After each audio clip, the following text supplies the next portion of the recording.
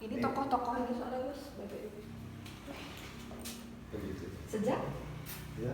Jangan hanya mutu aja itu. Mari kita bersama-sama. Sisiran dengan kita. Kita ini kan untuk generasi.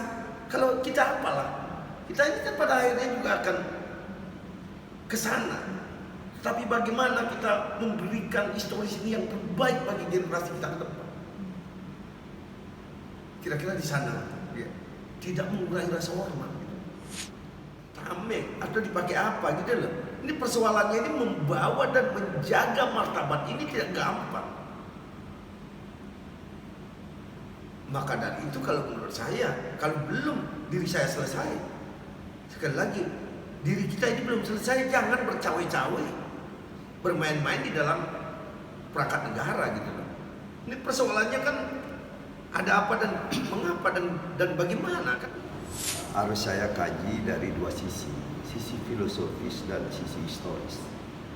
Sisi filosofisnya adalah sudah barang tentu berbicara tentang konteks keindonesiaan dan kenusantaraan ini. Jelas bahwa di situ kita harus melihat titik akhir. Titik akhirnya itu berkeadilan. Titik akhirnya itu berkesejahteraan. Titik akhirnya itu berkemakmuran. Itu dulu dari sisi filosofis. Bahwa historis. Ini hari ini kan tanggal 31 Mei kalau tidak salah. Bukan hanya berbicara juga hari esok yang namanya 1 Juni. Yang kita kenal dengan yang namanya hari lahirnya Pancasila. Maka dari itu saya berangkat dari sisi historis. Berangkat saya dari sisi historis, disitulah alam pikir saya dan akal sehat saya sebagai generasi bangsa ini mencoba untuk berbuat dan membuat yang namanya wadal daripada yang disebut Museum Agung Pancasila. Di Museum Agung Pancasila ini secara khusus saya ini harus memang betul-betul bottom serius tentang historis. Historisnya itu apa? Pandangan saya. Dan dari sisi berbagai mana sastra maupun referensi yang ada, kita berbicara BPUPK. BPUPK ini adalah tokoh-tokoh Republik model kayak Pak Rajima, model kayak Pak Suroso, model kayak Pak Supomo, model kayak Muhammad Yamin, model kayak Hatta, Bung Karno termasuk di dalam, dan lain sebagainya. Artinya kurang lebih 67 anggota ini bergodok ria dia di dalam forum yang sekarang tempat itu dikenal sebagai Kementerian Luar Negeri di Jakarta di Gedung Pejambon yang disebut dengan Gedung Pancasila. Hanya berbicara itu, titik. Saya nggak hadir sebagai penggiat sejarah yang itu Anda berikan predikat kepada saya. Jadi kan bingung saya. Kenapa saya bingung? Artinya negara yang begini besar harus dengan berbagai mana pernak-pernik, dengan berbagai mana kiri kanan persoalan-persoalan bangsa ini. Satu kata endos yang perlu saya garis bawahi. Kenapa si A? Kenapa si B? Kenapa si C? Kenapa si D? Yang begitu ria dia dengan semangatnya, dia mendapatkan apresiasi. Itu dulu.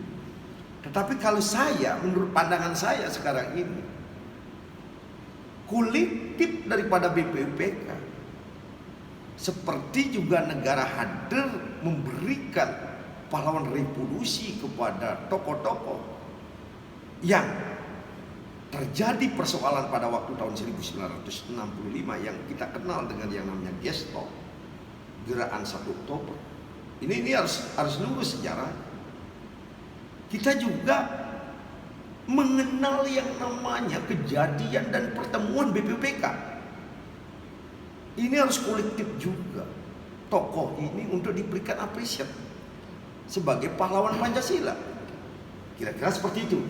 Lah, karena apa? Sejauh ini yang dapat saya pandang dan ketahui dan lihat, jikalau ini si A, katakanlah Bung Karno, jangan jauh-jauh. Begitu hebatnya tarikannya Bung Karno tentang yang namanya udu dan tarikan. Begitu dia semangat dan aura magis ataupun aura apa namanya, asal orang mempunyai kepentingan, sungkem dan siarahlah ke makam. Kalau ini hari dan hari ini, saya melihat ada keblengan, ada kekacauan yang betul-betul saya lihat. Situasional BPUPK ini tidak sama sekali bagaimana ya, terjadi atau tidak terjadi. Maka dari itu saya mencoba di Museum Agung Pancasila ini, saya membuat generasi BPUPK untuk diketahui oleh generasi itu dulu. Itu cara solusi saya. Mudah-mudahan berharga bagi kepentingan bangsa dan oleh Anda kepada saya.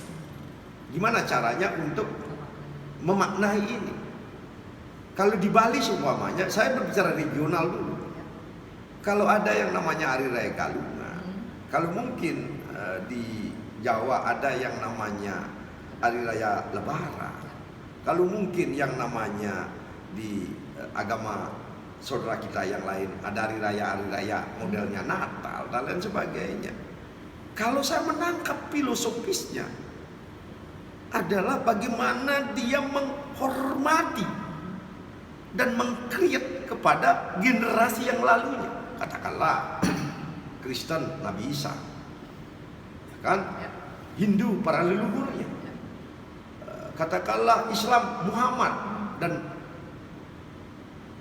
alam semesta yang lainnya. Saya tidak masuk ke dalam sana. Yang penting kuncinya menurut pandangan saya adalah kebaikan. Itu yang saya katakan tadi tentang yang namanya dari sisi filosofis itu tadi.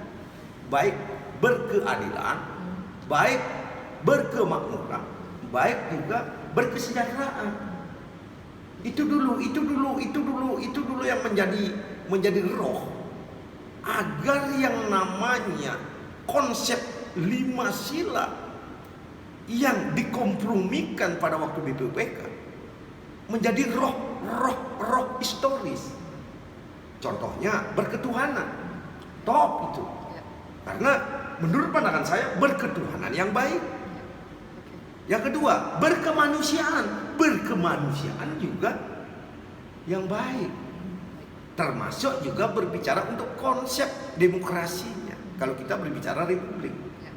Dan yang selanjutnya adalah bagaimana konsep demokrasi itu halal atau syuklo kayak namanya di Bali ini di dalam kemasan berkerakyatan ini untuk bagaimana kita mendapatkan pemimpin yang berkualitas.